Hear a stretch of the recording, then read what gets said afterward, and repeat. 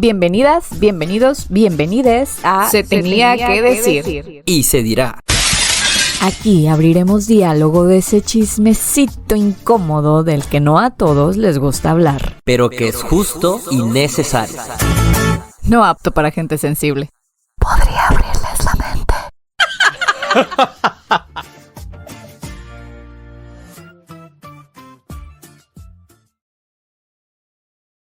Hola, hola, ¿cómo están el día de hoy? Bienvenidos, bienvenidas a otro episodio, día, otro lunes más aquí en Se Tenía que Decir. Este espacio donde nos encanta hablar de temas que a veces no todo el mundo le gusta hablar o que dicen, no, ya van los incómodos, las incómodas para hablar. Pues sí, así nos encanta hacer en este programa.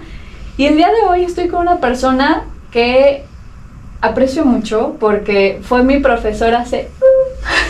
No hace tanto, un poquitos años, tenemos 18 y 19 años, ¿no? Hace muy poquitos años en el Cervantes Costa Rica, también saludos allá a todos y todas los que nos pueden a lo mejor estar escuchando. Fue mi profesor y desde entonces, realmente, Efra, creo que no te lo había dicho, admiré mucho tu manera de pensar, tu manera de instruir, tu manera de acompañar y dije, yo quiero a este ser en mi programa. Y fíjense nada más su currículum, su trayectoria. Él es licenciado en Relaciones Industriales por la Universidad de Guadalajara. Cuenta con maestría en Prestación de Servicios Rurales por el Colegio de Postgraduados y también con maestría en Gestión Directiva en Instituciones Educativas por el ITESO. En su trayectoria laboral fue encargado del Centro Interdisciplinario para la Vinculación y Formación Social.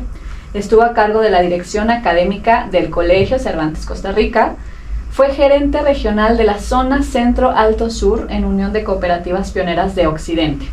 Fue coordinador general en el Centro Educativo Intercultural Indígena Baguinocachi en la Sierra Tarahumara, en el que se diseñó un modelo educativo autónomo e intercultural en educación básica. Ya vamos viendo más o menos de qué vamos a hablar. Su docencia, proyectos de investigación e incidencia han estado relacionados con el tema del aprendizaje intercultural y proyectos de acción social comunitaria. Actualmente está a cargo de la dirección del Centro Universitario de Incidencia Social en el ITESO, que le llamamos con mucho cariño COINCIDE. En esta dirección ha trabajado en el diseño e implementación de programas y proyectos estratégicos enfocados en la disminución de las desigualdades para una vida digna de grupos histórica y sistemáticamente excluidos, como personas con discapacidad física y sensorial, pueblos originarios, migrantes, entre otros.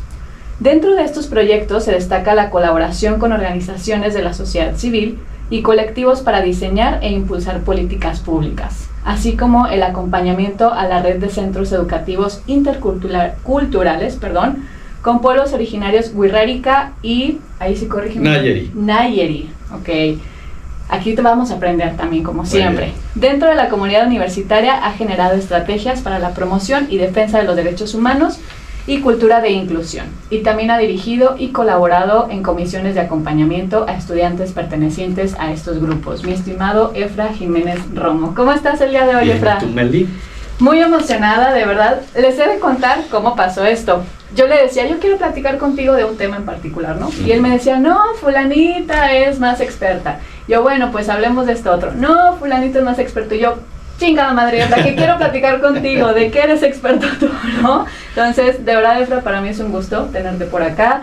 Ya en otros ámbitos, ya no como tu alumna, que espero haber sido buena alumna. Es muy bravo, Efra, para los que me escuchan. Es bravo como profesor. Sí, eras estricto. Sí me acuerdo que eras estricto, pero sí recuerdo que, mira, te lo juro, me acuerdo que saqué 10 en tu materia. Entonces, era buena estudiante. Lo lograste.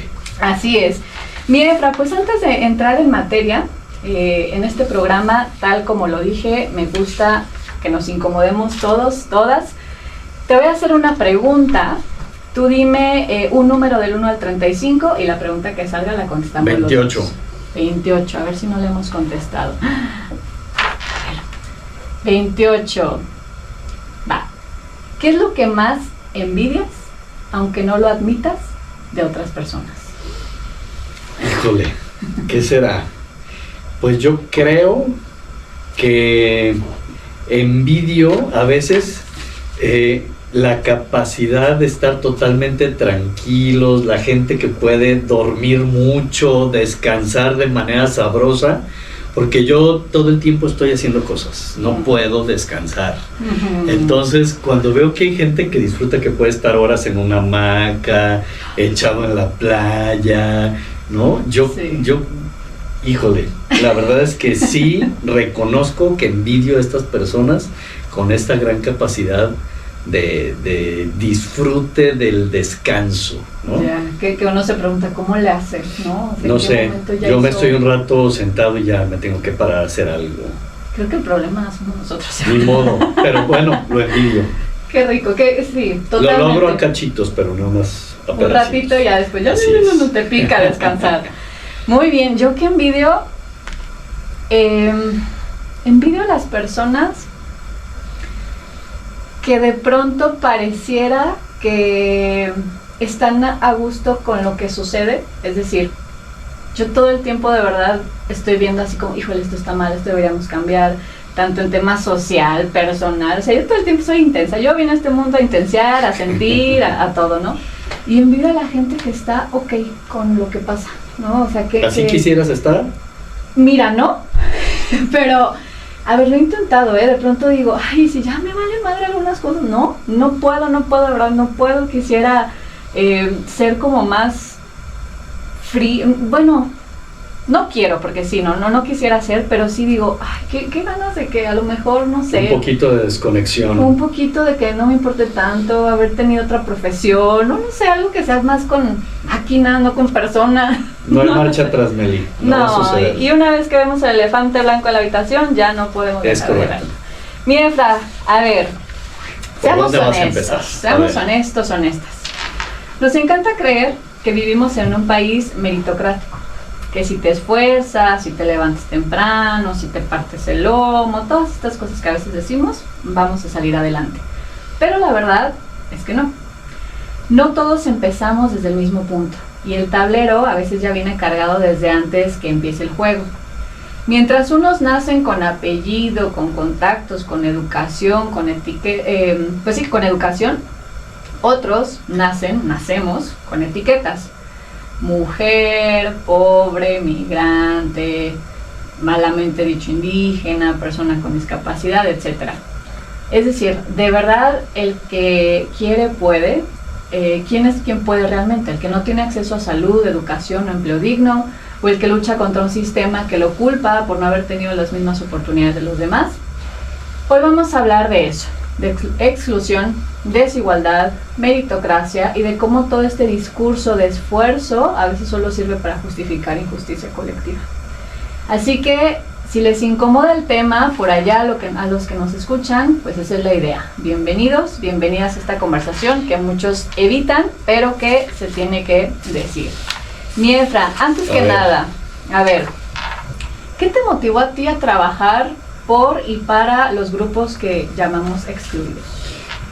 Yo creo que es parte de la formación que he tenido, estar siempre en contacto con otras realidades, que me permita saber que existe la otredad, ¿no? Entonces creo que desde niño, en la primaria, secundaria, todo el tiempo, de manera permanente, el que dentro de los procesos educativos haya un espacio destinado al encuentro con otras realidades, es lo que puede detonar el interés por hacer algo distinto, ¿no?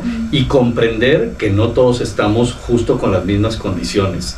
Y en diferente medida, y lo que va dando de capacidad en la madurez de un niño, de un adolescente o de un adulto, pues finalmente hay posibilidades de irse enganchando y encontrando esta posibilidad de colaborar. Entonces yo creo que es eso que se va alimentando y que es lo que finalmente detonó lo que hasta ahora ha sido esta posibilidad y este gusto por generar otro tipo de proyectos y alternativas. Y también tiene que ver con personas, yo creo, Meli, ¿no? A medida que hay personas que pueden significar tener una autoridad moral, como una figura líder que te permite ver de otra manera, yo creo que eso te va transformando poco a poco. Y yo creo que he tenido a lo largo de mi formación personas clave que han provocado que al día de hoy tenga como opción de vida y opción laboral estar en estos espacios. O sea, de esas personas que te presentan otras realidades y dices, ¿cómo? Esto está fuera de lo o que yo te hace había preguntas pensado. que te descolocan, que una vez que te sientes seguro con ciertas discursos, estructuras, ideas, te pregunta y te hace otra vez replantear y justo son estos espacios incómodos que luego te permiten reacomodar y hacer este proceso pues de manera constante, ¿no? Porque sobre todo en estos temas sociales no hay verdades absolutas, y cuando uno cree que ya está encontrando salidas, está encontrando opciones, los contextos se mueven y entonces hay que volver a replantear. Entonces es un proceso permanente. Qué rico, estás, no sé, que te explota la cabeza, ¿no? Cuando alguien te coloca una pregunta, que ahorita que decía yo que ya no puedes dejar de ver el elefante blanco en la habitación, ¿no? O sea, hay personas que te mencionan algo, te muestran algo, te preguntan algo y entonces como que te engancha y claro. vas ahí, ¿no? Y hay que decir que estas personas no necesariamente son ni académicos, ni personas que están dentro de los espacios educativos, son personas también que encontramos en la experiencia cotidiana, con colectivos, con organizaciones, en territorios, que justo cuando uno cree que tiene verdades construidas o que tiene uno como otras reflexiones, pues se desbaratan en el momento que entramos en contacto directo con las realidades, ¿no? Entonces esto es como lo enriquecedor. Qué incómodo y qué miedo, ¿no? Da cuando algo se te está desmoronando de como creías que lo pensabas. Sí, te voy a platicar una, Meli. Cuando estaba viviendo en la Tarahumara, nosotros teníamos un proyecto intercultural que luego en la UNESCO les dieron un premio a una propuesta educativa intercultural, y la mayoría de las maestras eran rarámuri, y dentro del programa pues era ir aprendiendo en el idioma, en rarámuri. Y luego llegó una niña y nos dijo que Amadita ya no les quería enseñar los números después del 200 en rarámuri, que ya les estaba enseñando en español. Entonces yo llegué con la maestra y le dije, oye Amadita, ya me dijeron que no les quieres enseñar más allá del 200 en rarámuri.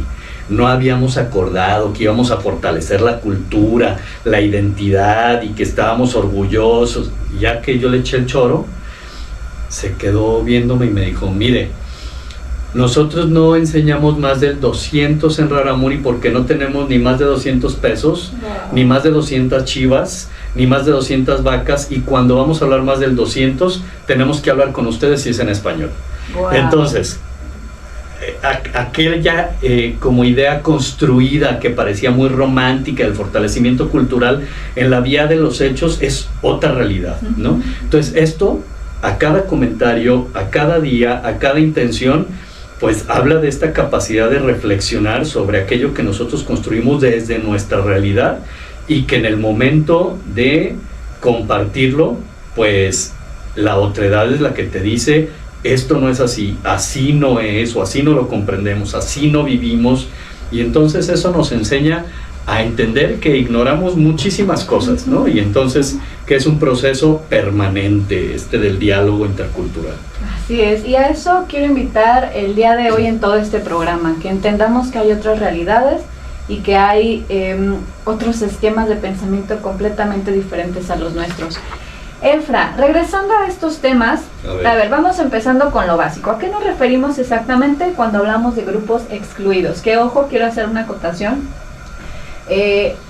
Creo que antes, malamente, y tú me dirás si está mal decirlo así, decíamos mucho grupos vulnerables o minorías o todo esto, y no sé, a mí el término me parece mal usado, por eso creo que grupos excluidos está un poquito mejor dicho, pero tú dinos, en tu expertise, ¿se dice así, no se dice así, quiénes son, etcétera? Bien, sí, antes se hacía, y todavía se hace mucho referencia a los grupos vulnerables, pero se ha reflexionado sobre el término porque realmente no tienen la vulnerabilidad intrínseca en la persona, es decir, no son personas vulnerables, sino que el contexto en el que se enfrente los vulnera o les vulnera. Y entonces partimos de que si el entorno se modifica, estas personas no tendrían por qué estar en vulnerabilidad, ¿no? Entonces, ellas se colocan por diferentes características o condiciones en un contexto que les vulnera, ¿no? Son sujetos de vulneración, no son las personas que son vulneradas. No es parte de su identidad, ¿no? Y finalmente, ¿qué les vulnera o de qué se excluyen? Y hablamos de todas estas condiciones, oportunidades y derechos que se tiene el resto de las personas, ¿no? Entonces, las características que les atraviesan son las que hacen que queden excluidas de todo un sistema, ¿no? Y un sistema económico, político, social, cultural, y esto es lo que hablamos de que histórica y sistemáticamente, porque muchas personas confunden el haberse sentido o haber experimentado la exclusión en algunos momentos de su vida, entonces sentirse bajo las mismas condiciones, ¿no? Es decir, yo te entiendo que estás viviendo porque yo soy güero y a mí me decían desabrido en la secundaria. No, a ver. No estamos hablando de la carrilla, no estamos hablando de un defecto, estamos hablando de condiciones en las que viven o están viviendo las personas y que repetidamente se enfrentan a una violación de sus derechos, ¿no? Y cuando se considera que estos grupos ya viven en una condición de vulnerabilidad, es cuando repetidamente en la historia y las frecuencias indican que la condición de la persona le está excluyendo, y regularmente es o en una localidad específica, pero generalmente pasa de manera global, ¿no? Hay ciertas condiciones que exponen ante estas situaciones, y aquí en México lo puedes revisar, por ejemplo, en CONAPRED, donde llevan como estos registros de cuáles son los grupos que han presentado estas denuncias o quejas de la violación de los derechos humanos o son registradas, y empiezan entonces a identificar ciertos grupos como las mujeres, las infancias y adolescencias, personas de la tercera edad, personas que viven con VIH, los grupos LGBT, personas de pueblos originarios, personas migrantes, con discapacidad, personas con discapacidad. Entonces empiezan a ver cuáles son los grupos en el que repetidamente por esta condición empiezan a experimentar la exclusión, ¿no? Y cuando hablamos de estos grupos, pues hay que considerar que no necesariamente son grupos excluyentes unos de otros. Y esto hablamos de la intersección.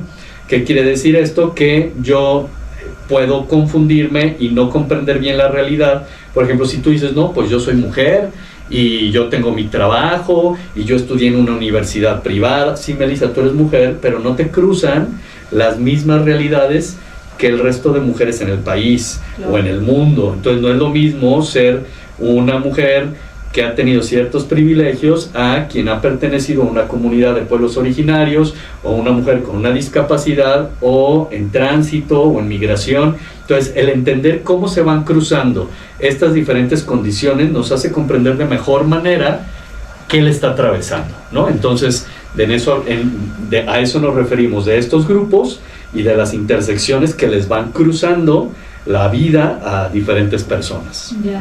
¿Y qué son los factores sociales o estructurales que más contribuyen a esta exclusión en México? Mira, yo creo que dentro de los factores principales, pues es el económico, que es el que determina en gran manera la condición en la que las personas van a vivir la mayoría de su vida, ¿no? Son determinantes y se van reforzando con otras dimensiones como el tema cultural, el tema social, etcétera, que nos va colocando en ciertos criterios y en ciertos contextos, ¿no? Entonces creo que esto va de alguna manera coartando los alcances, las dimensiones, posibilidades y oportunidades de las personas, ¿no? Desde el puro hecho de vivir con estas condiciones. Y muchas veces, recordarás en la clase de Ciencias Sociales de tu prepa. Claro que sí, donde saqué 10, por supuesto. Entonces te voy a hacer preguntas. No te creas. Es mi programa, yo decido qué hacer. Recuerda que hablamos del capital simbólico, del capital social, y que son estos factores que finalmente también van determinando, ¿no? Cuáles relaciones tienes, cuál es la cultura que tienes, cómo te vas relacionando con los demás, que te van determinando, porque no necesariamente es el factor económico. A veces hay personas que pueden tener movilidad social con diferentes circunstancias, pero le siguen limitando las otras. Yeah. Puede haber una persona que económicamente le puede estar yendo mejor, sin embargo no tiene las relaciones con las que otra persona nació y entonces ya no tiene los mismos alcances, o viceversa. Entonces es pues múltiples factores que hay que estar considerando, ¿no? Totalmente. Y es ahí donde se pone en entredicho este tema de la meritocracia que tocábamos en un principio. A ver, Efraín, tocaste una palabra que ya hasta a mí me cae guapa, honestamente, pero bueno, habrá que hablar de ella porque es muy necesario, y digo que me cae gorda porque justo esto, chaleganismo, ¿no? Y todo esto, digo, híjole, cuánta inequidad hay en estas expresiones, pero a ver, justo, se habla mucho de la meritocracia como si todos partiéramos del mismo punto, ¿no? ¿Qué opinas tú de esta idea? Bueno, desgraciadamente hemos romantizado mucho los procesos de superación. ¿Y a qué me refiero con romantizado? Que creemos, o creen algunas personas, sobre todo quienes han vivido o tenido una experiencia con más privilegios, que si todos hacen justo el mismo esfuerzo que hicieron ellos, estarán en las mismas condiciones. Entonces no podemos comprender por qué otros que no han tenido nuestros esfuerzos no llegan hasta donde yo estoy. Entonces, ¿qué es lo que romantizamos? Que un niño en la sierra camine 2 horas para llegar a la escuela, y que un niño que pide limosna al mismo tiempo haga sus tareas. Entonces decimos que le eche ganas para que salga adelante, y tenemos como estos falsos ejemplos que, a ver, entendamos que sí hay personas que logran tener una movilidad social. Lo malo es que los agarramos de ejemplo como si esto fuera a ser una norma para el resto, ¿no? Claro. Es decir, hay personas que dicen, es que mi abuelo vivía en situación de calle y luego trabajó y ahorita vive esta condición. Pero estamos hablando que es el 2% de la población que logra tener esta movilidad. No quiero decir con ello que no vale la pena hacer un esfuerzo y tomar buenas decisiones y prepararse y trabajar, etcétera, para lograr tener otra realidad en la que nacimos.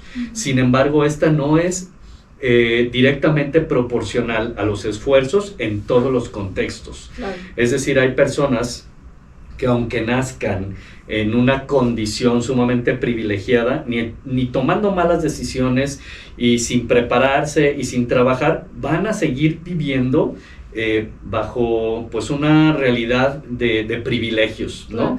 Es decir, híjole, estás haciendo un esfuerzo por perderlo y aún así vas a seguir teniendo, ¿no? Y otras personas que van a hacer un gran esfuerzo y su movilidad va a ser menor. Entonces, entender que no todos los esfuerzos tienen la misma consecuencia en cuanto a movilidad social, ¿no? Eso por una parte.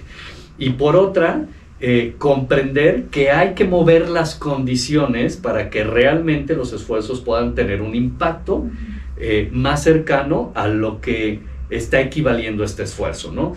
Es decir, tenemos que asegurar que haya un piso parejo para la mayoría de las personas, en este caso de mexicanos, y que piso parejo no significa exactamente igual, sino poner las condiciones y poner los elementos para que podamos entonces tener como un camino más parejo para todos, ¿no? Y de eso estamos hablando de sí, de educación, pero también de espacios seguros y de no violencia. Estamos teniendo el acceso a la salud, etcétera. Cuando no tienes eso básico, entonces no puedes dedicarte a pensar en otros procesos de crecimiento o de estabilidad, ¿no? Entonces, entendiendo como estos factores diferenciados.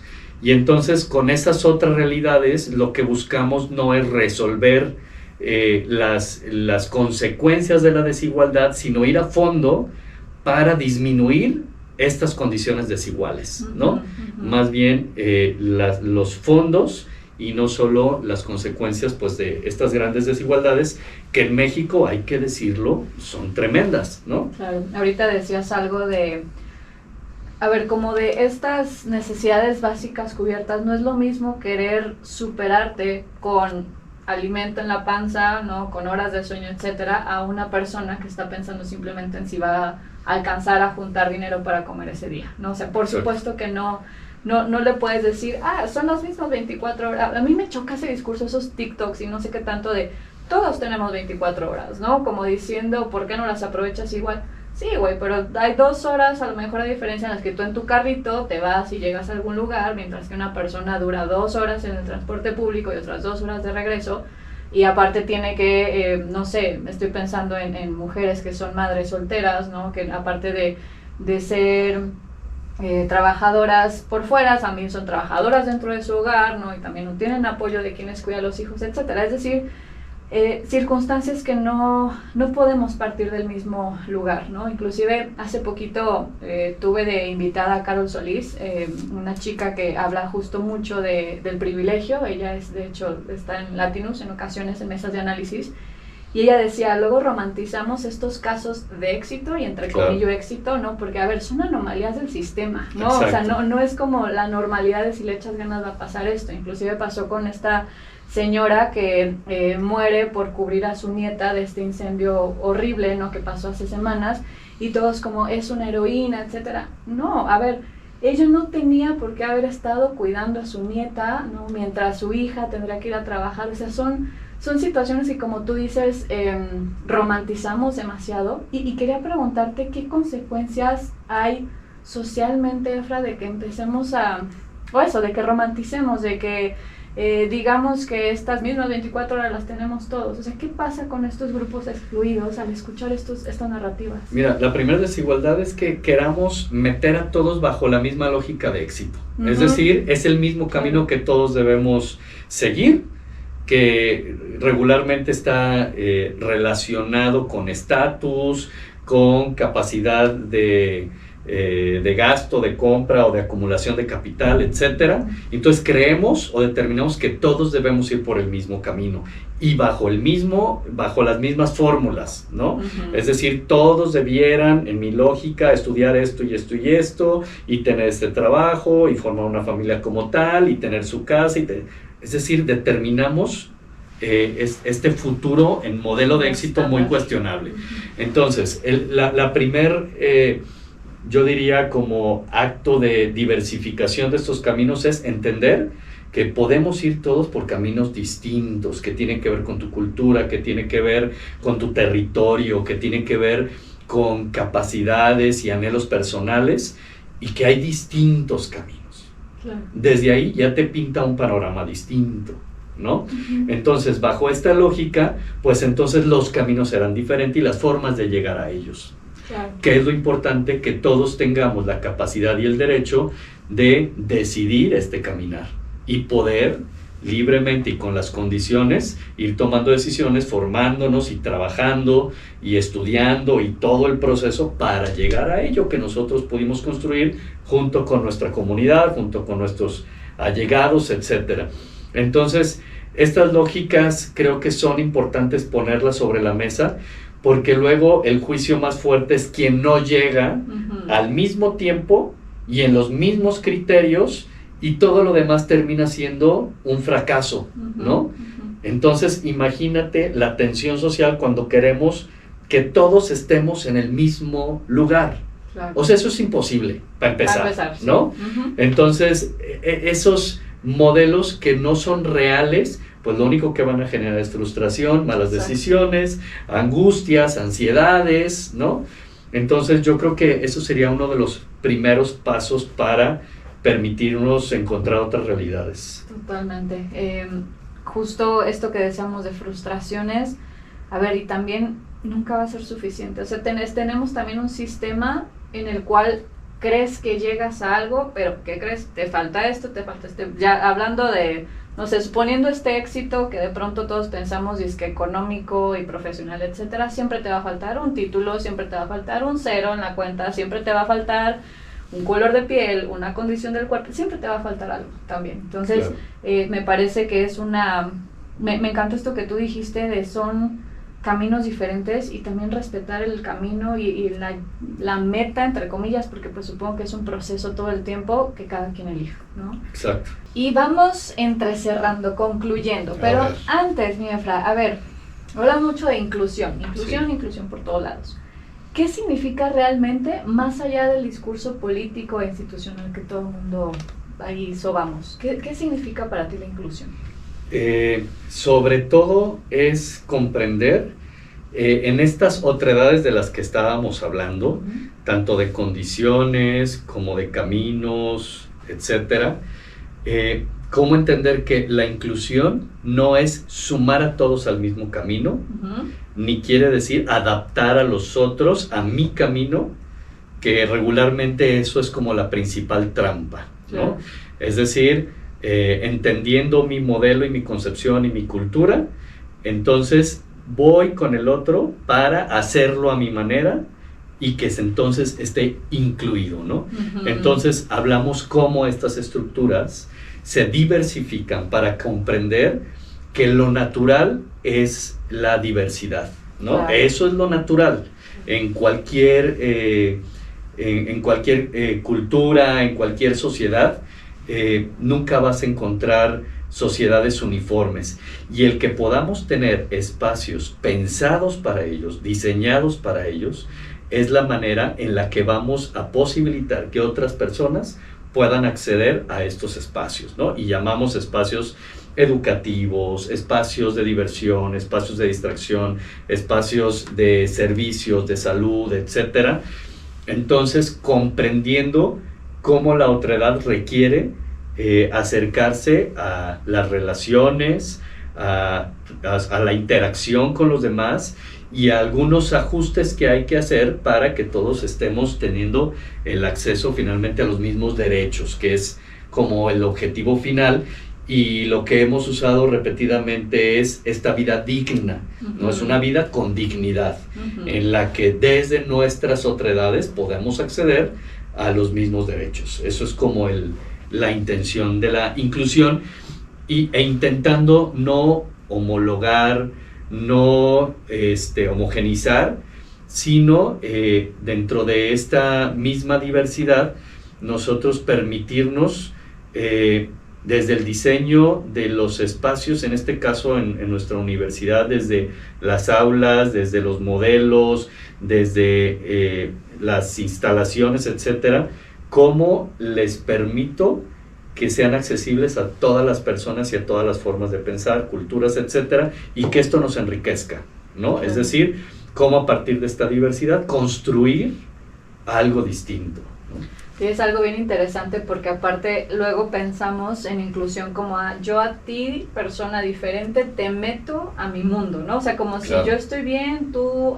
Y te voy a arreglar, tienes algo descompuesto que hay que arreglar para que puedas acceder a lo que yo accedo. Exacto, ¿no? Tienes una situación particular y entonces yo veo cómo te ayuda a ti y a veces, a ver, no sé tú cómo lo veas, pero pensamos por las personas en el sentido de sus necesidades, ¿no? De, seguro esta persona necesita A y le construimos A y le buscamos A y la persona te dice, a ver, ¿en qué momento yo te digo que quiero eso? Eso se parece a ti.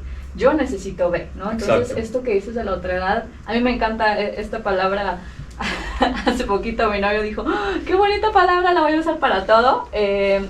Justo es como, a ver, tú dices ahorita algo que es natural, la diversidad, ¿no? E inclusive, a ver, entre los grupos que podemos considerarse no excluidos, también hay diversidad, claro, o sea, como claro. ¿Por qué señalar tanto algunas diversidades, ¿no? Que otras? Y me parece muy rico esto que dijiste, de mirar todas las realidades y que todo nos alcance a todos. Luego también hablamos de igualdad, ¿no? Y yo creo que más que igualdad es esta parte de equidad, es decir, que haya opciones para todos. Ya tú sabrás si quieres tomarla, no quieres tomarla, cuándo quieres tomarla, pero que al menos esté al alcance de todas las personas, ¿no? Claro, y sobre todo, mira, hay una necesidad más de la otra persona que la propia en encasillar en un concepto. Alguna vez tuvimos un foro de esta construcción de identidades y que hablábamos más bien entre jóvenes que pertenecían a diferentes grupos, que venían estudiantes de comunidades de pueblos originarios, compañeras trans,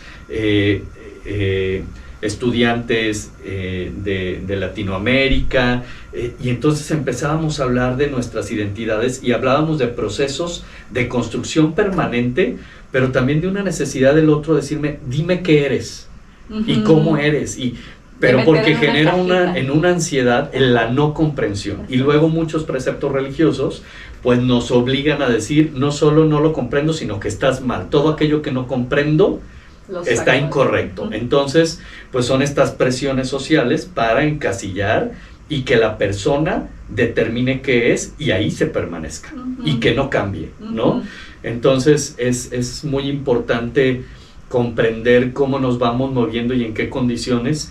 Sobre todo, teníamos estudiantes indígenas o de pueblos originarios que a lo largo de sus infancias habían sido segregados y señalados por vestir como vestían, hablar en su idioma, etcétera. Y entonces, cuando por sobrevivir excluyen estas manifestaciones culturales, llegan a la universidad y ahora les piden que se vistan, que hablen, como si estuviera solo en la decisión de los otros cómo deben ser. Ahora sí te permito, ¿no? Y ahora te digo cómo debes vivir tu identidad. Y así con todos los grupos, ¿no? Entonces es esta necesidad del otro de comprender, mantener para estar tranquilos. Entonces en el momento que nos rompemos estas lógicas y comprendemos que podemos estar transformándonos como todas las personas a medida que tenemos experiencias, que conocemos otras personas, vamos construyendo estas identidades de manera permanente. Entonces, el entender que no hay estos límites en los que ya no nos podamos mover, pues ayuda a permitir construir desde lo que somos el día de hoy, ¿no? Claro. Oye, Efraín, y hablando como más terrenalmente del ciudadano a pie, que a veces decimos, ¿qué prácticas cotidianas crees que podemos hacer para justo abonar a este tema de inclusión? Yo creo que una de las principales es ver a la persona, es decir, olvidarnos un poco de todas las características generales y acercarnos de persona a persona, moviendo a un lado la condición económica, mover la condición cultural, física, y acercarnos con las personas. Decían en algún momento, luego nos estresan mucho los conceptos políticamente correctos, ¿no? A las personas con discapacidad. ¿Cómo se dice? Ciego con debilidad visual. Se dice por su nombre. Se dice Efraín, se dice Melissa. Es decir, yo no soy mi condición. Claro. Y en ese momento empezamos a separar todas estas características de la persona y entonces empezamos a conectar desde lo común y no desde la diferencia, ¿no? Que como humanos, ¿cómo conectamos? Y eso nos permite ir comprendiendo también la diversidad, pero entendiendo que tenemos una línea común y es lo que nos va a unir, tenemos una condición humana. Entonces yo creo que esa es una de las principales como formas de acercarnos a los otros y a las otras en estas lógicas de inclusión, de mirarnos como pares que somos, ¿no? Claro. Entonces eso nos permite vernos desde otra manera, no desde la condescendencia, no desde el querer arreglar, incluso no desde el deseo de incluir, es el deseo de acercarnos a la otra persona y tener esta riqueza de la experiencia humana. Yo creo que ese es un buen punto de partida para acercarnos. Me encanta. También a veces yo a mis alumnos y alumnas les digo en tema más de psicoterapia, pero ahorita se me vino a la mente que es acercarnos como con una genuina curiosidad, como niños, niñas, ¿no? Cuando les estás contando un cuento o algo así, preguntan, ¿no? Sin juzgar, o sea, ellos nada más es, ¿y cómo es? ¿Y de qué color? ¿Y qué sintió? ¿Y a qué sabe? Es decir, también acercarnos desde la curiosidad humana de a ver cuál es la realidad de esta persona. Inclusive hay tanto que podemos aprender, si lo podemos decir así, o aprender, es decir, hacia nosotros, hacia nosotras de las vivencias de los demás. O sea, en todo, a lo que yo iba con esto de la inclusión, no es como que unos tengan una realidad más bonita que otra. A lo mejor también hay situaciones de personas que son diferentes sus realidades, que me gustan, que a lo mejor puedo adoptar, o que ven cosas de manera diferente que yo también puedo meter a mi vida, es decir, mirarnos con genuina curiosidad y con la misma validez como miraríamos a cualquier otra persona, ¿no? O sea, vernos estas realidades diferentes desde una parte, no sé, como niños, como niñas, ¿no? Claro, y aparte de este acercamiento de la experiencia humana que tenemos, el permitirnos vivir otras experiencias que están teniendo otras personas, ¿no? Es decir, no solo que me lo cuentes, sino acompañarnos a vivir otras formas de existir, en otras realidades, en otra forma de ver la vida, en otra forma de pensar, de comprender la vida. Entonces, eso va rompiendo aquello que yo creo como verdades absolutas, y nos permite conocer otras formas con las personas y también otros entornos. Creo que esas son dos maneras de acercarnos y de comprender dónde estamos parados de manera distinta con esta conexión. Oye, Efra, y para concluir, a ver, ¿qué mensaje podrías dejarle a las personas que nos están escuchando que sienten que el sistema no les da las mismas oportunidades? Mira, es un hecho. Y yo digo, vale la pena mirar para los dos lados siempre, para también saber cómo no quedarnos en una historia de víctimas ni de victimarios. Siempre va a haber maneras de comprender cómo puedo aportar para que el piso esté más parejo para todos, sabiendo que yo tengo privilegios y también hay quien los tiene más que yo, ¿no? Claro. Entonces, cómo yo tengo un papel en este tablero que mencionabas que estaba cargado para un lado y para el otro, yo tengo posibilidad de tomar decisiones y de mover o hacer jugadas en ello, ¿no? Entonces yo creo que ahí va mereciendo la pena tener una mirada más amplia y no solo desde la experiencia personal y desde la realidad personal, siempre con esta mirada de la conciencia del aquí y del ahora, para tener como un criterio pues que se salga de lo que estaba yo predestinado a tener si solo me quedaba en la realidad en la que nací, ¿no? Claro. Mover, romper, cuestionar, acercarnos y en consecuencia tomar decisiones y acciones éticamente pertinentes ante donde estamos parados. Claro, y yo también agregaría el nombrarlo, simplemente, ¿no? O sea, el abrir la conversación de algo hace que entonces sea una realidad. Es decir, si yo veo tanto en mi realidad como en la realidad de la otra persona alguna diferenciación, también se vale nombrarla, mencionarla, cuestionarla, o inclusive decir, a ver, estoy viendo lo mismo que todos están viendo, y a partir de los diálogos, que de hecho es el objetivo principal de este programa, que cuando se nombra algo, entonces se hace evidente y vemos qué se puede hacer con eso, ¿no? Claro. O sea, vemos si incomoda, si no incomoda, si me hace sentido, si no, si yo puedo hacer algo al respecto, o simplemente abrir la conversación. Creo que ya es un mirarnos. Yo creo que inclusive ahorita, no sé, los que nos estén escuchando, yo también me atravesé un poquito a decir, a ver, ¿qué grupos, para empezar, de qué grupo puedo pertenecer yo, a lo mejor, qué grupos tengo cerca, a quienes no he mirado o me ha faltado mirar, a quienes a veces miro de más también y por qué? Es decir, al nombrar esto, al abrir conversación, pues ya estamos también haciendo algo para hacer notar que no todos tenemos las mismas oportunidades. Claro, tu conciencia de realidad. Exacto, así es. Efra, qué gozadera de conversación, qué gusto se nos pasó, bueno, al menos a mí, como agua. Sí. Efra, ¿hay algún lugar donde te podamos contactar?